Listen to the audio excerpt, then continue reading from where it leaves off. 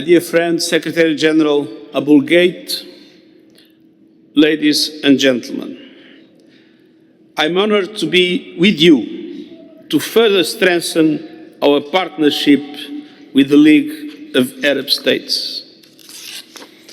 The region and the world face trials and tests on all fronts, starting with Gaza. Nothing justifies the atrocious October 7 terror attacks by Hamas, but nothing justifies the collective punishment of the Palestinian people. We need a permanent ceasefire now. The unconditional release of all hostages now. And the free flow of humanitarian aid, ending the blockade now. I am alarmed by reported plans by Israel to expand ground operations and more.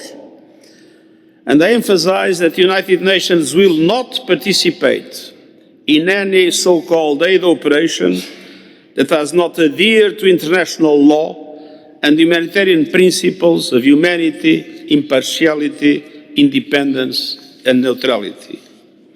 And I reiterate my appeal for the urgent and full support of UNRWA's work, including financial support. We reject the repeated displacement of the Gaza population, and we obviously reject any question of forced displacement outside of Gaza. We must also stay focused on the terrible situation in the occupied West Bank. Let's be clear, annexation is illegal, settlements are illegal. Only a two-state solution can deliver sustainable peace. Israel and Palestine living side by side in peace and security, with Jerusalem as the capital of both states, in line with UN resolutions, international law, and previous agreements. The high-level conference in June, co-chaired by France and the Kingdom of Saudi Arabia, is an important opportunity.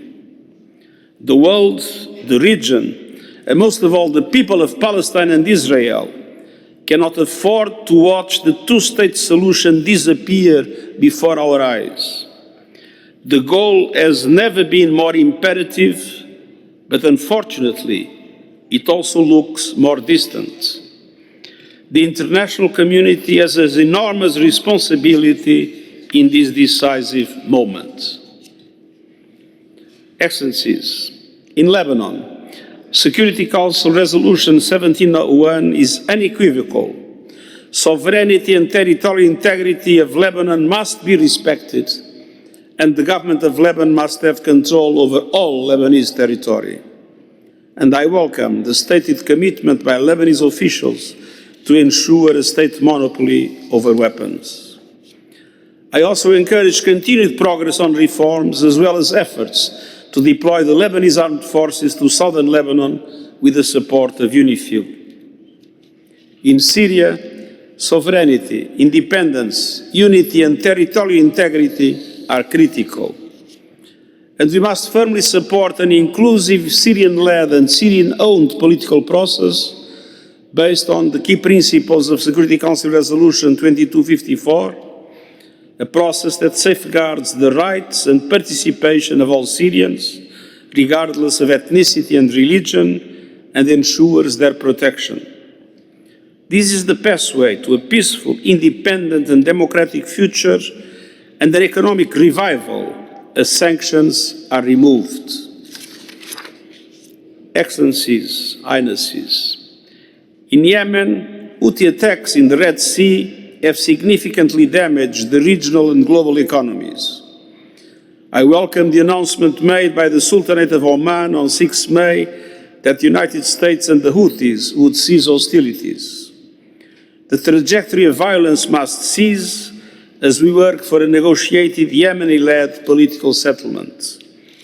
UN staff and others that were arbitrarily arrested must be released. And in Sudan, renewed and coordinated multilateral engagement is crucial to help stem appalling violence, famine, and mass displacement.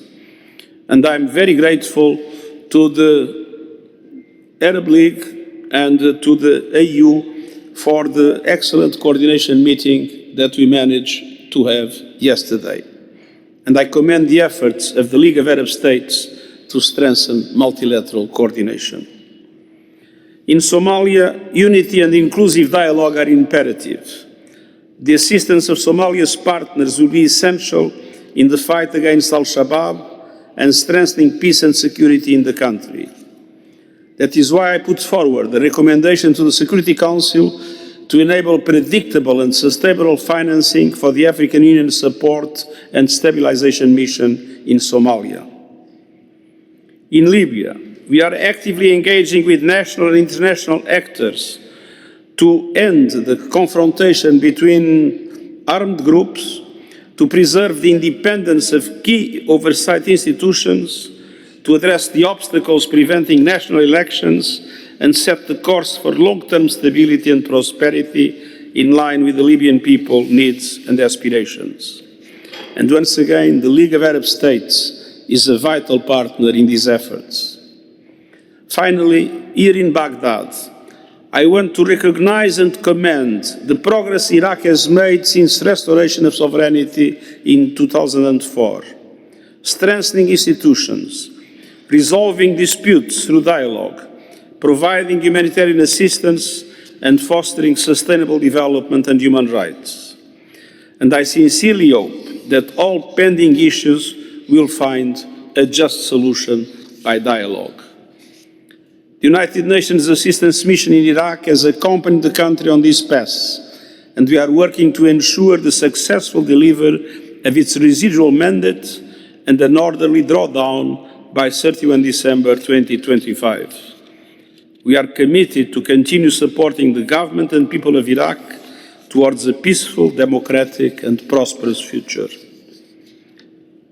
Highnesses, Excellencies, despite the enormous challenges, let us draw lessons and hope from here in Baghdad. Working in unity and solidarity, we can help resolve conflicts and build a future of peace and prosperity. That is the shared goal of the League of Arab States and the United Nations, and I look forward to continue to deepen our partnership together. Shukran.